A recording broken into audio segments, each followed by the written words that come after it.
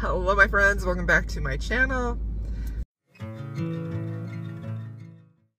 Today we have a weekly reading update where I talk to you about the books I have read, the books I am currently reading, and what I hope to get to next. So let's go ahead and get into it. This week is mostly Julianne Long's Palace of Rogues series. I kind of have been working my way through it since my last video. I talked to you about book number 6, which I read and loved. That comes out really soon. Like, I think it comes out this coming Tuesday.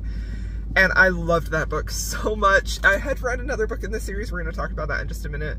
But the way I loved book number 6, I was like, I need to experience this whole series because the side characters or characters who had their own previous books show up in book 6, and I wanted to know their story and their romance. So anyway, that's what happened. So first of all, I'm going to talk about a book that I read that is not part of the Julianne Long series, even though I didn't read this. This was an audiobook I kind of was reading in between these. So let's talk about Once Upon a Broken Heart by Stephanie Garber. This is a YA fantasy romance. I have seen some absolutely beautiful fan art of this book. It looks so amazing, and I've heard such great things about it. Like, seriously, I had really high hopes. And not like, I know I always talk about like, I really like serious thought-provoking books. I really, really do. Most of the books I've read this week are not that. They're just very fun, consuming stories. So I approached this book in that way. Like, I wanted to have a fun time. I love like the golden age of YA fantasy romance, like 2012, 2013, even up to like 2018. I think there were just some really, really excellent books coming out then. And I was hoping for like a similar reading experience here. Unfortunately, I didn't quite find that. I didn't hate this book at all, but I didn't love it either, and I really wanted to love it. I gave it 3 stars. The basic premise of this is our heroine, Evangeline. She's like a hopeless romantic, believes in happily ever afters, and she ends up finding out that the boy that she loves, her true love, she believes, has suddenly become engaged to somebody else, and she's going to do whatever it takes to stop that wedding. And so she ends up making a deal with someone named the Jack of Hearts.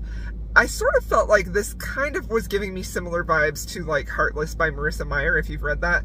But I mean, that's a very direct like Alice in Wonderland retelling of the Queen of Hearts.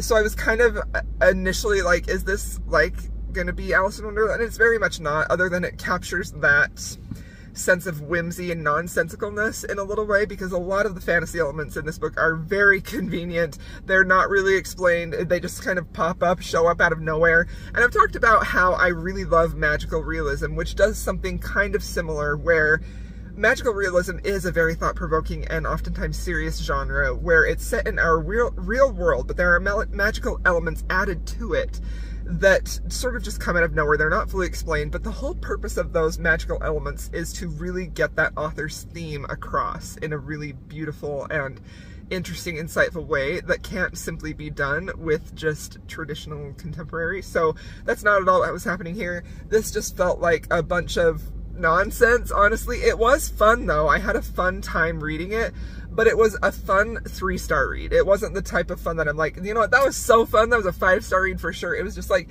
it was fun, it was easy to read, it was easy to get into, but it really left a lot to be desired as far as how fulfilling it was.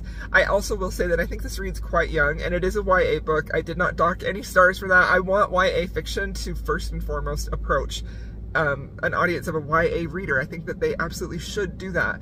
But there are some YA books that I think have a broad crossover appeal, where they tap into those universal themes that readers of all ages can kind of know and understand and relate to. And I don't really feel like that was the case here. This also had something that I kind of feel like is a mark of either immature writing or seems to make the characters feel young, and that's when they have young and immature specifically, and that's when they have overblown reactions, where the reaction for whatever happened seems like way overblown, and I definitely think that happened here a lot, which I think contributes to how this book reads as young. So I also didn't really, I don't know, a lot of this book was just meandering. A lot of it was just sort of like convenient, overly convenient, and just nonsensical, whimsical for sure. It did have strong fairy tale vibes, but I was definitely hoping for a little bit more, but it was fun enough, and I gave it 3 stars. Okay, so now we're going to talk about all of the Julianne Long books that I read. So I went back to read the first book in the series, which is Lady Dorian Takes a Lover. I adored this book. I adored the introduction to the series. I loved the setup. I honestly loved pretty much every book in this series except for one, which we're going to talk about. So I give this book 5 stars. I have 0 issues with the writing. I have 0 issues with the storytelling. I adored everything about it. You know, none of the books that I have read other than that last one made it to 6 stars for me, but they're all solid 5 stars, solidly 5 stars. And typically if I don't have issues with the writing or the story, you know, the characters, then, you know, I'm not gonna not give it 5 stars. If I think it's a very solidly written book, I'm going to give that book 5 stars. I just really, truly enjoyed it. And I personally feel like the bar for the quality of writing is quite low. That sounds awful, but truly it is so low in some aspects. And I want to reward authors who I think are doing really great with their writing and with their storytelling and with their romance and with their characters. And I think Julianne Long, by and large, does that for me every time. So, Lady Daring Takes a Lover. This is about Delilah, who is a recent widow of an earl, and she recently became a widow and has just finally found out that her husband left her with nothing. She's basically impoverished. The only thing that she has are some jewels that he left her, which the creditors don't know about.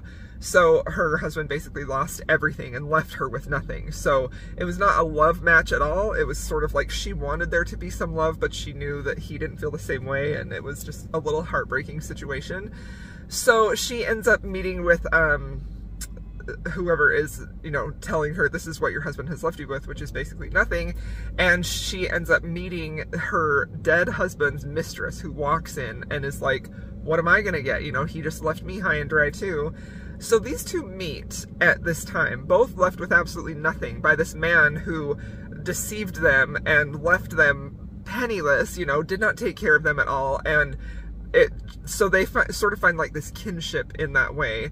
The only thing that Lady Daring is left with is basically an old brothel down by the docks. And so her and Angelique is the mistress, they decide they're going to go and check that out and see, maybe like live there or something, and they end up turning it into a boarding house. They arrange to be business partners. They're going to make this a boarding house, and it just honestly was so charming. Like, I loved the whole setup. I love the idea of these two women coming together who should very much despise each other, but in the circumstances that they're left, and this man who they kind of depended on to take care of them and, you know, left them absolutely penniless and didn't show them any respect at all, let alone love or like, they find this friendship, this bond together, and they start this business, this boarding house. So in the first book, you would definitely see them having some growing pains with that business as they're sort of, you know, trying to erase the bad name of the Palace of Rogues, which is what it was when it was a brothel, essentially. And it's just absolutely lovely. I feel like these books in the series are so cozy. They're so cozy. They're so just uplifting. I love the friendships in here. I love the side characters, the found family aspect of the guests who come to stay at the Grand Palace on the Thames, which is what they rename it because they don't want to be known as the Palace of Rogues, obviously, even though the series is the Palace of Rogues. And I adored it. I adored everything about it. It was just a peak reading experience. I think Julianne Long is such a clever writer. I love how she builds her stories. She's very intentional with the setup of her books, so sometimes it will feel like it takes a while for the hero and heroine to meet, but I personally don't mind that at all. I like a little bit more of a gradual build-up, a little bit of setting the stage for what is this world, what is this series, and specifically I think when we're talking about the Grand Palace on the Thames, which is where all of the books are set, they're set in this boarding house. So it is helpful to get this sense of where these characters came from, what they were leaving behind, what they're trying to build here with this boarding house. And then you have like a maid that the Delilah had who, you know, she brought with her, who's a little bit, she's just very charming and funny and a little bit simple-minded, but in a very sweet, sweet way. And then you have all these other guests who come in, Mr. Delacour. It's just so charming. I just loved it. So the romance in here, the romance was fantastic because we have Lady Daring, the Earl's widow, and then we have Captain Tristan Hardy, who is this naval officer who's trying to find smugglers of these cigars, and he's kind of is led to the Grand Palace on the Thames where he believes he's going to find like the source of the smuggling, and he believes it to be the dead Earl, and so he's sort of thinking, does Delilah have anything to do with this? But of course, their first meeting, they see each other and they feel this connection, this attraction to one another, and it just continues to build and build throughout the course of the books, to the point where, you know, Captain Hardy is keeping this secret about why he was even here in the first place, and how he was kind of suspecting Delilah, and it's just really beautiful. And we get to see Delilah start to realize that, you know, she had this miserable experience with her husband, who, you know, like, didn't beat her, but certainly didn't make her happy, and was neglectful at best, you know.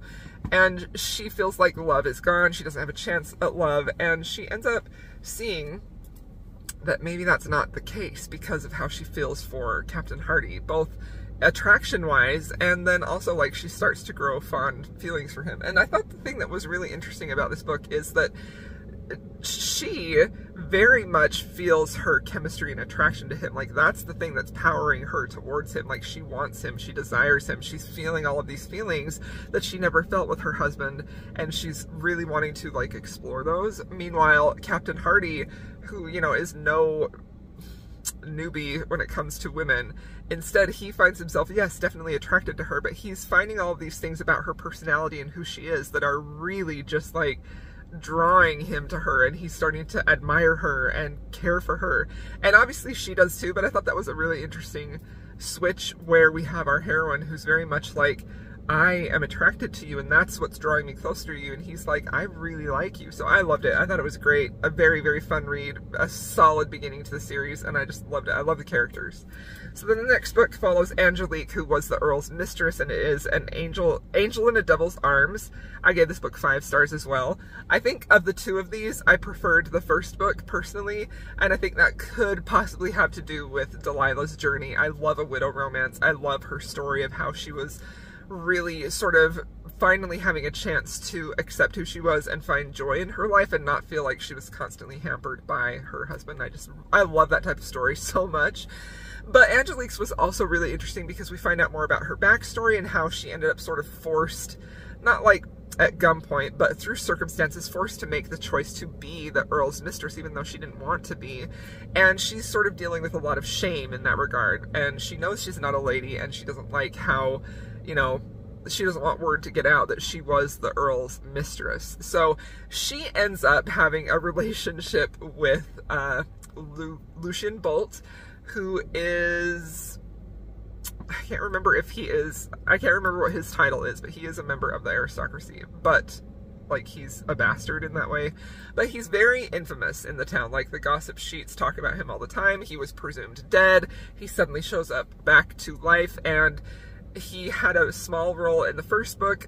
The epilogue leaves you on a cliffhanger, which immediately made me want to read book number 2 right away. So he comes to the Grand Palace on the Thames to hopefully stay under the radar until he gets to talk to everybody and reassure them that actually he did not die.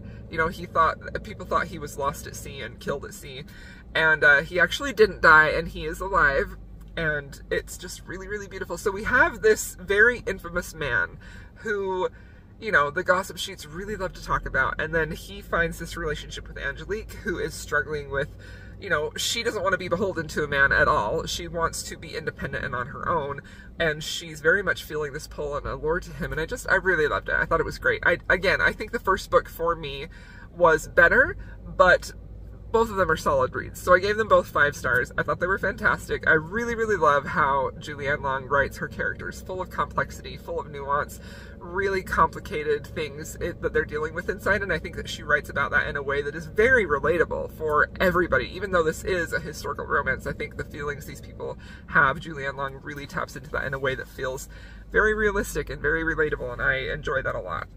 Okay, so now the next book that I attempted to reread was actually the first book I have read from this author, and it is Angel in a Devil's Arms. So I requested an ARC of this when it came out, I think 2 years ago.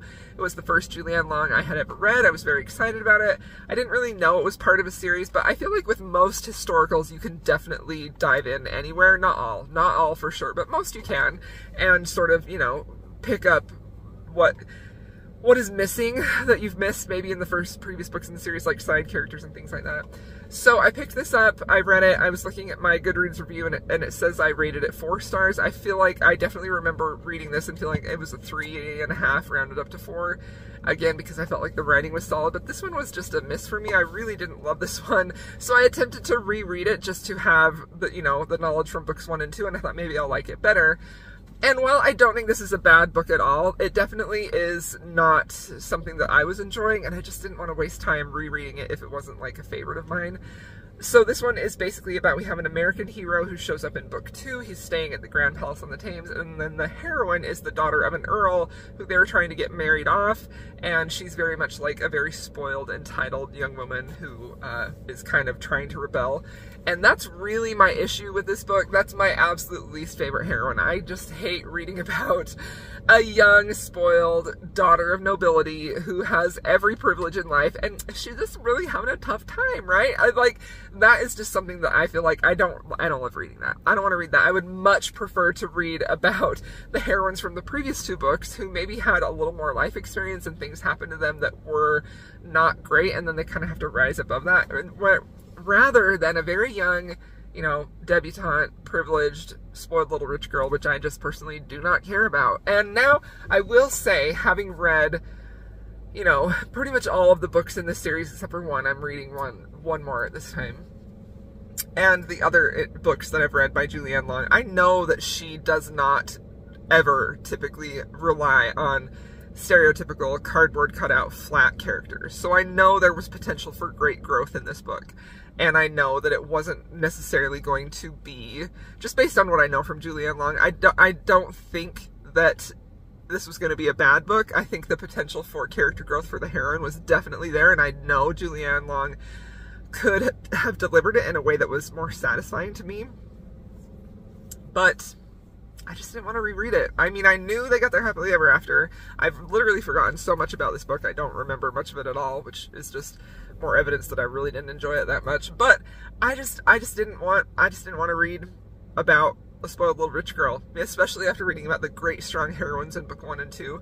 I just didn't care. So I DNF'd it.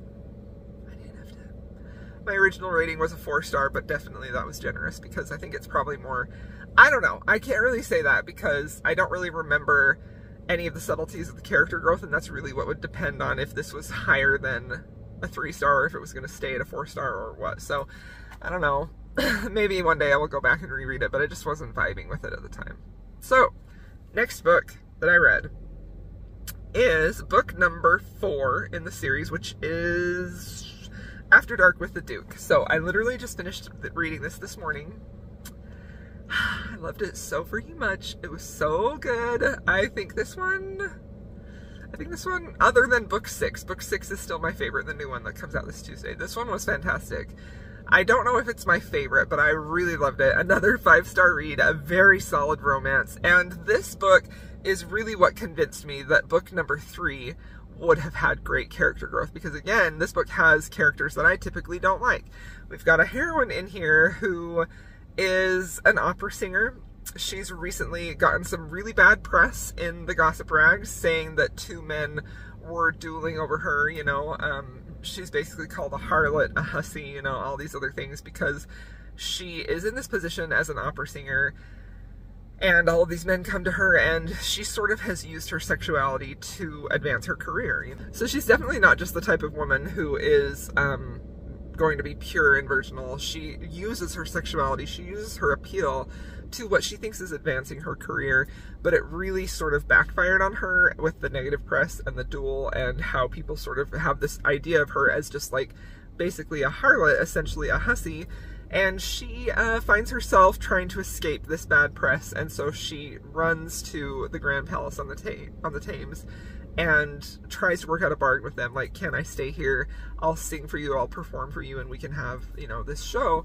And the proprietesses, you know, Delilah and Angelique, they agree, and so she's allowed to stay there with the hopes that she will have an opera performance that they'll be able to sell tickets for. So she's very much a woman who is sassy, you know, she has a biting tongue.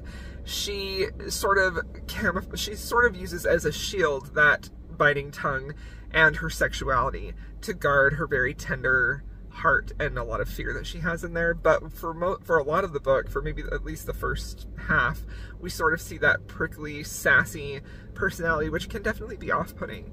But I think that made her character growth just all the more satisfying. When we get to see her let down her guard and see the shields that she's been putting up around her heart so that she's protected and not hurt, it makes a lot of sense, and it really makes us sympathetic with her as a character. So I really liked her. The hero is a duke. He was given a duke's title because he was this gallant war hero. Like, everybody loves him. He's very cold, but he's known for doing what's right. Like, morals and ethics are of extreme importance to him. He ends up at the Grand Palace on the Thames to write his memoirs because, you know, everybody thinks this man of honor, they want to read his war stories and everything like that. So he's trying to write his memoirs there, and he butts heads with our heroine, the opera singer. Her name is Mariana Wilde.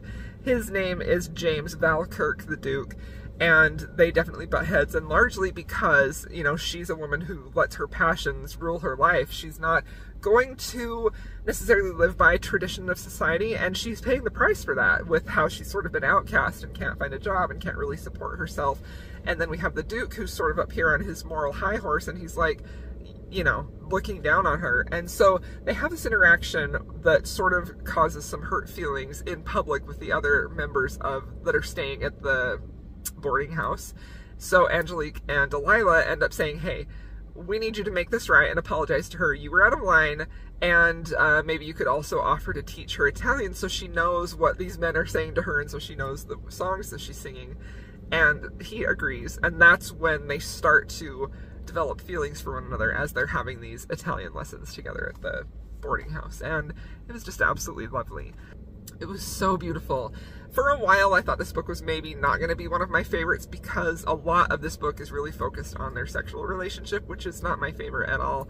I wanted them to get underneath the layers of just attraction and pleasure and really find out why they're drawn to each other and sort of unpack their own baggage with each other, and they do eventually do that, and I loved it. I thought it was beautifully well done. So this is a book that really convinced me that Julianne Long has a great grasp of character building and character arcs and growth, and I just loved it so much. So 5 stars for this one as well. So those are all the books that I have read. Now I am currently reading, rereading this week with my dear friend Jen from the Book Refuge. We have been reading together Aragon by Christopher Paolini. I read this book many, many, many years ago, when I was probably like 21. I loved and adored it. It was a favorite of mine. I've reread it so many times. I just love it so much. And I've been having a great time rereading it with Jen. It's been fun to talk about it every day. It's been fun to sort of like pick it apart. And I remain very impressed that a 16-year-old boy, I believe he was 16 when he wrote this book. It's extremely impressive. I mean, it's not without its flaws for sure. But overall, I'm not really paying attention to them or noticing them. I'm just having a great reading experience and just really very impressed at how he writes his characters, how he built the world, how he writes his dialogue. Just everything about it is just really, really fun. And I'm having a great time. So I'm about 75% of the way through with that one, and I'm going to finish that in just a few days. And then I picked up, after I finished After Dark with the Duke, I picked up book number 5 in the Palace of Rogues series by Julianne Long. That one is You Were Made to Be Mine. This one is basically, I'm literally only on chapter 1. I just started this book recently. So this is about a spy master who is out to find a runaway fiance of the Earl. That's the setup. And of course it's going to be happening at the Grand Palace on the Thames. So there you have it. Those are the books that I have read this week. Thank you so much, my friends, for watching this video. Thank you for being here. I appreciate every single one of you. If you have made it this far, please feel free to leave me a swimsuit because it's summer, and I'll see y'all in my next video.